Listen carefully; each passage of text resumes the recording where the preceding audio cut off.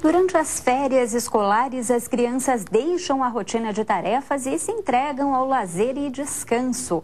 Mas especialistas alertam que é necessário observar algumas regras com a alimentação e horário das atividades.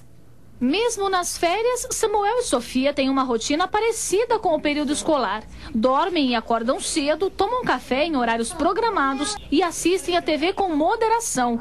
Quem supervisiona tudo é Luciene, a mãe dos dois. Importante para eles, então, na hora de colocá-los para dormir, colocar mais ou menos no mesmo horário. Assim eles acordam no outro dia também num horário parecido e a gente vai levando o dia numa rotina mais ou menos parecida com o de período de aula. Lógico que algumas atividades acabam saindo um pouquinho do programado, mas como o momento é de aproveitar as férias, não tem problema. O lazer toma boa parte do dia e quando a brincadeira é em grupo, até a mãe entra na farra. Os reflexos dessa rotina com horários que a Luciene procura manter durante o período de férias são sentidos lá na frente, quando as crianças voltam para a escola. Mesmo com o fim do descanso, os pequenos não sentem essa mudança. Além de ajudar nessa mudança para quando volta o período de aulas, eu acredito que é importante para eles, tanto em período de férias quanto em período de aulas, ter uma rotina mais ou menos regular, porque isso dá uma segurança para eles, qual horário que eles vão se alimentar, qual horário que eles vão dormir, até para estar mais dispostos para poder brincar, se divertir, né? Para os especialistas, esta é a maneira correta de lidar com as crianças enquanto elas estão fora das salas de aula.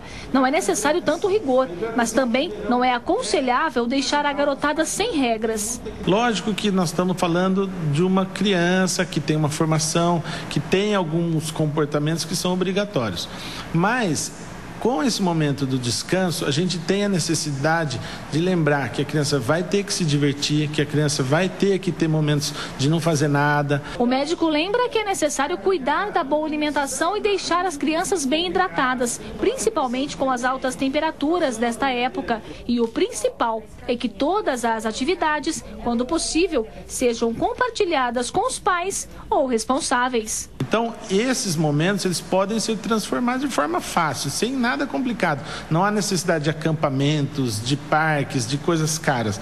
A necessidade é carinho, proteção e acompanhamento.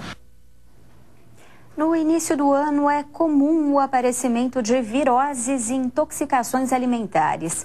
Para evitar estas doenças, especialistas afirmam que é preciso ficar atento com a conservação dos alimentos e também tomar cuidado no que se come fora de casa. De longe dá para sentir o cheiro das barracas de comida. Uma imensa variedade de refeições rápidas. Um paraíso para quem gosta de comer fora. Salgados, doces ali, muito bom. É mais prático, é mais gostoso, tá no ar livre, muito bom. Eu gosto por tudo ser prático. Por ser muito prático. Tomem cuidado, escolham direito, aonde, vê a procedência direitinho. Mas com esse calor, não é qualquer alimento que cai bem. Nesse período de calor, de cada 10 pacientes que procuram um médico, pelo menos metade apresenta uma queixa relacionada à diarreia, vômito ou febre.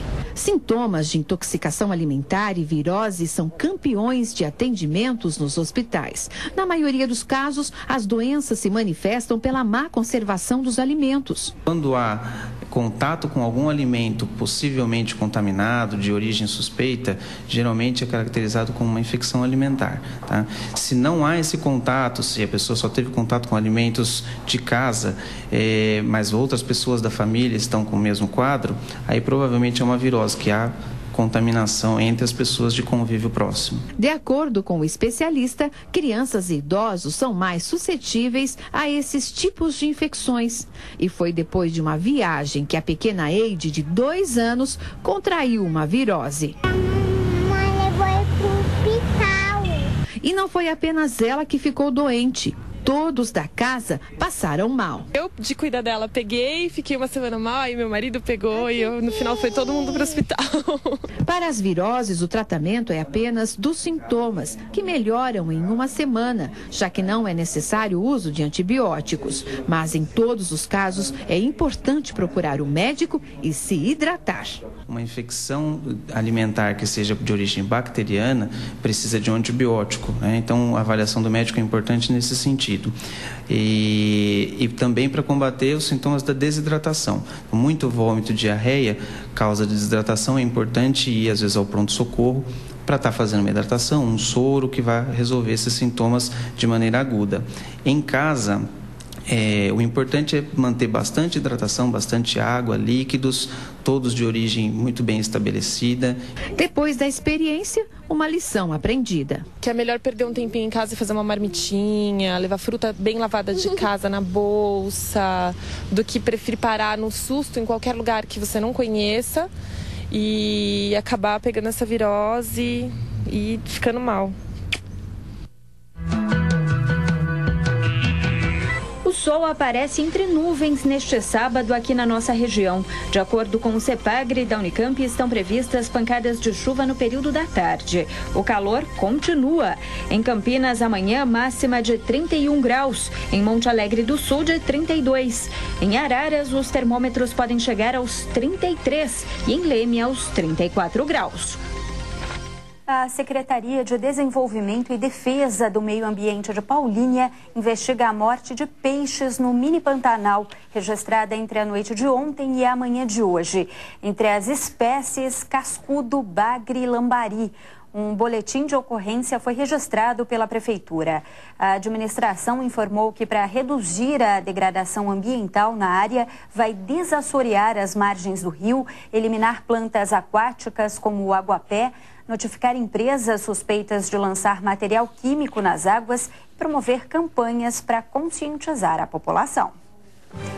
E veja a seguir, depois de 3 baixas, coordenador de futebol do Guarani anuncia a chegada do meia Caio Taveira ao time.